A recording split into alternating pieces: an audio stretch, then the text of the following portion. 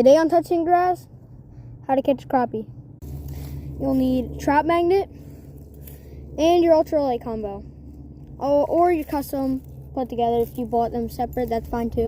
You also need a pond to fish at and some structure. Then all you need to do is fish.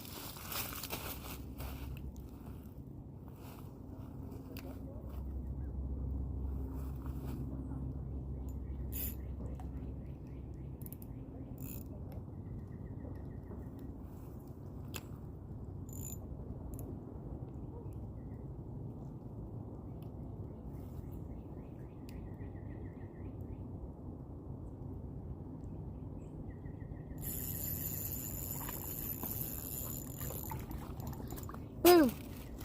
Just like that.